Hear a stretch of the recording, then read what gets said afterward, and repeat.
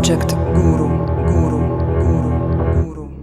Всем привет! С вами Zak Novak на радиостанции Novorossia Rocks. Welcome to Novorossia Rocks Radio Station. This is Zak Novak, your American in downtown Donetsk. This is Projekt Guru, the program Projekt Guru. Guru's in the house. Guru, thank you so much for all the hard work that you do. Last night, heavy action.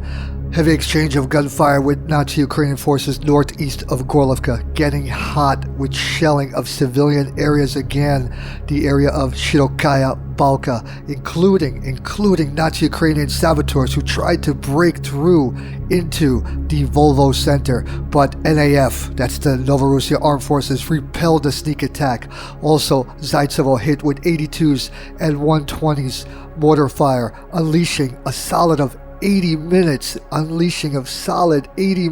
civilian areas. 10 homes destroyed. A woman was badly injured. Genocide also, economic blockade and checkpoints, and news from Kiev junta about the Nazi right sector. Are we ready? Here we go. A civilian was injured in a shelling of Zaitsevo settlement in Gorlovka's north by Nazi Ukrainian forces, Donetsk People's Republic, Defense Ministry, Edward Basudin. A woman was injured in yesterday's shelling Zaitsevo. She was hospitalized. Nazi Ukrainian forces shelled Zaitsevo for an hour and a half last night.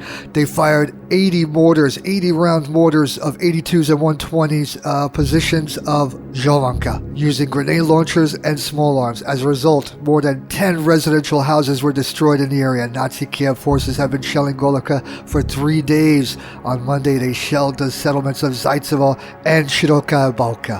Also in the settlement of Staromikhailivka in Donetsk's western suburb has come under shelling from Nazi Ukrainian troops, a source in a law enforcement agency of Donetsk People's Republic said. Ukrainian fascist troops opened fire on Staromikhailivka at about 21:30, that's 9:30 last night. Shelling still continued. Ukrainian troops were using 82s again, grenade launchers and firearms. In all, more than 60 mortars have been fired at the settlement. Genocide. Guru, listen to this. Closing of checkpoints between the Donetsk People's Republic and Ukraine is the continuation of Kiev's genocide of people in Donbass, DPR Defense Ministry spokesman Edward Basudin said on Tuesday. We note that the Ukrainian side is threatening its economic blockade of DPR. In particular, Ukrainian military commanders find new excuses to close checkpoints between the Republic and Ukraine to restrict the movement of the people. This is nothing else but continuing genocide of Donbass people by the Ukrainian government. Basudin noted that checkpoint restrictions mostly affect pensioners who cannot receive their social payments if crossing is prohibited. Trucks carrying humanitarian aid and medicine are also banned from entering DPR. We call on the international humanitarian organization to pay attention to the instances of genocide and properly react to them, the DPR Defense Ministry spokesman added. The checkpoint Zaitsevo to the north of Gorlovka will be temporarily closed starting from February 3rd. Again, genocide from the Kiev junta regime. Let me bring you my co-host Natalia. She will continue with some more heavy news from Donetsk People's Republic. Military ship trap of Novorossia. Ukrainian fighters shelled suburbs of Gorlovka for 5 hours. Ukrainian nationalistic fighters started shelling at about 5 p.m. and they stopped at 10 p.m. They used heavy armament, tanks and something else. Villages Zaitsevo and Shirokaya Balka were subjected to shelling. Yesterday, village Zaitsevo was subjected to long-standing shelling also. More than 10 houses were totally destroyed. Be reminded that this ceasefire regime is the 7th. It was established on 13th January. However, Ukrainian fighters subject to regular shelling DPR territory and populated districts. A woman was wounded yesterday in Zaitsevo as a result of shelling, and man blew up by a landmine also in Zaitsevo. Let's look at military situation in other territories of the DPR. Western suburb of Donetsk comes under shelling from Ukrainian troops again. The micro-district Staromikhailivka in Donetsk western suburb has come under shelling from Ukrainian troops. A source in law enforcement agencies of the Donetsk People's Republic said on Tuesday, Ukrainian troops opened fire at Staromikhailivka at about 9:30 p.m. local time. The Donetsk news agency quoted him as saying, The source said Ukrainian troops used 82mm caliber mortars, grenade launchers, and firearms. Mortars of 120mm calibers were also used, and very heavy armament was used yesterday. The entire city of Donetsk, all population heard these massive explosions. It is necessary to point out that Ukrainian troops tried to break through micro-district Volva Center to Donetsk. Violations of the ceasefire regime become more and more frequent, and the hostility uses heavier armament. Guru, listen to this. Alaska and Hawaii, new breakaway republics, appeal to the United Nations. Alaska, the return to Mother Russia. The indigenous peoples of Alaska and Hawaii appeal to the international community through the United Nations with a request to ensure their right to self-determination. The letter was circulated in Geneva. In the address, the representatives of the peoples of Alaska and Hawaii urged UN members to raise the issue on May 11th in the framework of the consideration of the United Nations Council on Human Rights of the Periodic Review of the Human Rights and Freedoms in the United States. The appeal emphasizes that the sale of Russian Alaska to the United States in 1867 did not mean the transfer of sovereignty over Alaska to the United States, and the U.S. invasion of Hawaii in 1893 was a violation of bilateral treaties and international law. The territory of Alaska and Hawaii in 1959 were absorbed by the United States through deception and deliberate breaches on the mandate and United Nations principles and the process of self-determination, stated the document. Residents of the two U.S. states urged the UN to fix this mistake and use peaceful means to achieve a referendum for the self-determination of Alaska and Hawaii.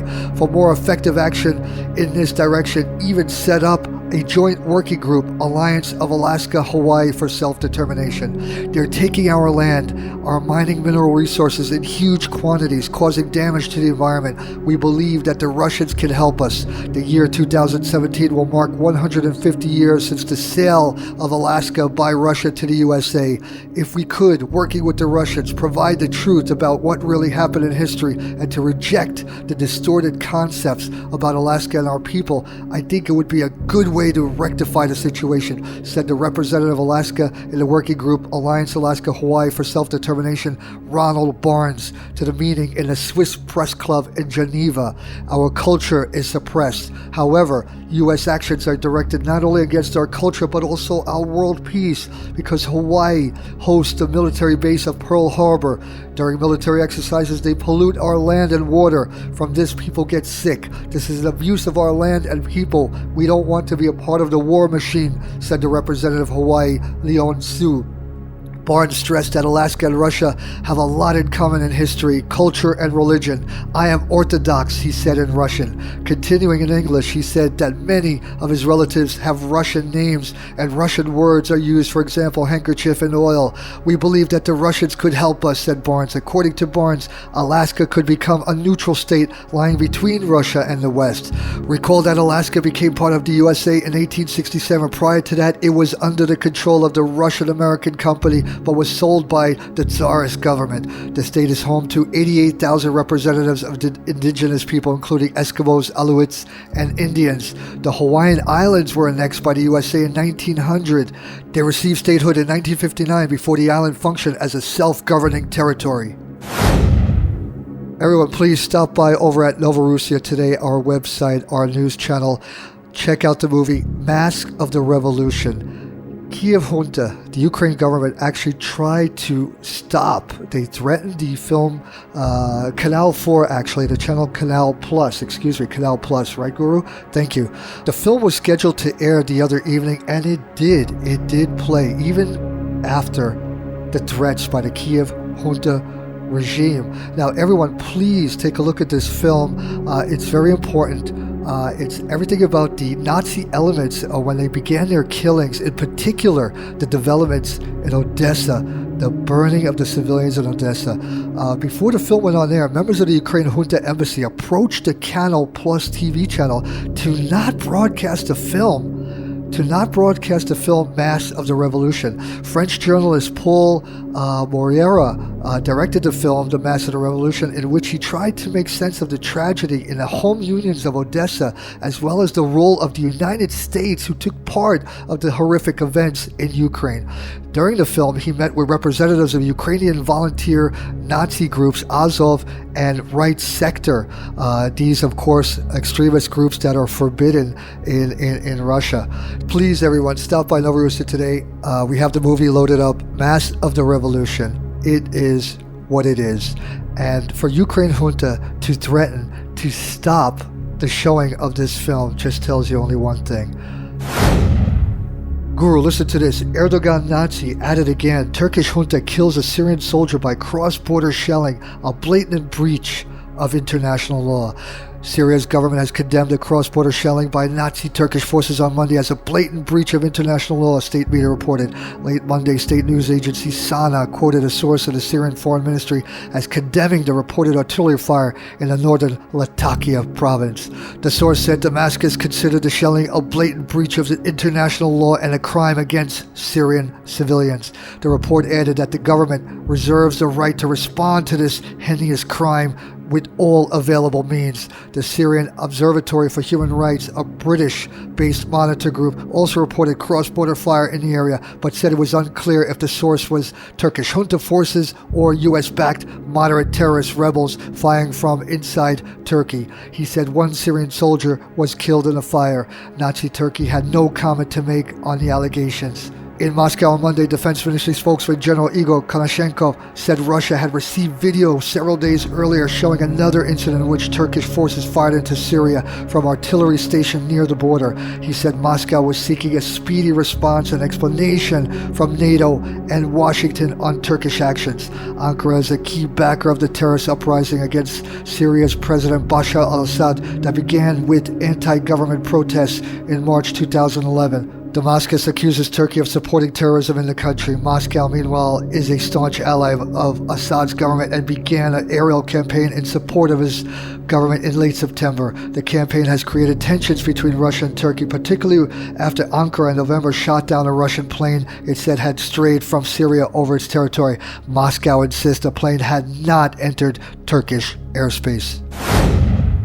Guru, listen to this. Breaking news this morning. I posted up on Novorossia today. U.S. losing war in Ukraine, now concentrating on joint operation with Nazi forces Dnieper 1. In a sure sign that the United States is losing its war in Ukraine and is looked to launch a new offensive, Ambassador Jeffrey Pyatt has helped launch a joint operational base and training center in Dnipropetrovsk with the neo-Nazi Dnieper 1 Volunteer Battalion.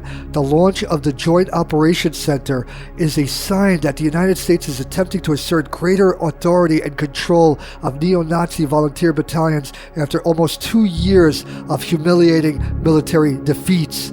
The opening of the Joint Operations Center, JOC, together with government MP Andrew Tiruk, who's also commander of the neo-Nazi battalion, who are an armed militia who brought weapons to confront Ukrainian police during the Euromaidan protests. The launch was attended by the commander of the U.S. Army in Europe, General Ben Hodges, and by U.S. Ambassador to the Ukraine, Jeffrey Pyatt, along with members of the U.S. military intelligence who will be based at the JOC Center. In a read-out message from the U.S. representatives, the objectives of the JOC were stated as providing assistance in the sphere of security and defense of Ukraine, the cooperation exchange of experience between the American and Ukrainian military in the framework of cooperation between the two countries. Dnieper 1 was set up in 2014 by Ukraine warlord and Privat bank owner oligarch Ihor Kolomovsky. In 2014, Petro Poroshenko appointed Kolomovsky governor of Dnipropetrovsk Oblast before a falling out at the end of deployment of Dnieper 1 battalion to Kiev to seize control of Ukraine energy provider Ukrenafta. The Dnieper 1 effectively operated as Kolomovsky's private army, and with the operational control of the unit now being handed over to the United States, the increased control being exerted. Guru, listen to this. A group of patriots of Ukraine have blown up a memorial to fascist leader of the UNA. This in Rivne, Ukraine, seems to be growing. Ukraine Patriots movement that is in conflict with the Nazi elements within Ukraine as well as the government in Kiev. Ukraine Patriots in Rivne, northwestern Ukraine, have blown up the memorial to fascist leader Alexander Muzuchko, also known as Sashko Billy, who was with the leader of the pro-Bandera fascist paramilitary UNA associated with the Greek Catholic Church in the Ukraine. Local police have organized a special task force to investigate the action, but with a huge objections to right sector fascism in Rivne growing stronger and stronger by the day, it could have been any number of thousands of locals. Muzuchko, leader of the Viking paramilitary unit of UNA, participated in war crimes in Chechnya under the Al-Qaeda and Islamic State-linked Imadat Kavkaz government in the 90s. His links with the Islamic extremists led to hundreds of their fighters traveling to Ukraine, including setting up a base in Rivne to apply war taxes on the local amber miners. In 2015, Stalin Lives TV exposed his links to the current Imadat Kavkaz Islamic State fighters, with his former translator in Chechnya being one of the current top advisors to Iman al-Shishani, the leader of the Islamic State in Syria. Muzuchko was one of the top Euro-Maidan leaders and was executed on the 24th of March 2014 by the Ukraine SBU Alpha Group behind a cafe in Rivne after being handcuffed, forced to kneel, and shot in the back of the head. Okay, everyone, that ends our program, but I do want to mention one more thing. Yesterday was the anniversary victory, Stalingrad, the defeat of Nazi Germany, the defeat of fascism. Stalingrad year anniversary. Everyone, again, I stress, everyone be safe out there. See you on Friday. Bye-bye, folks.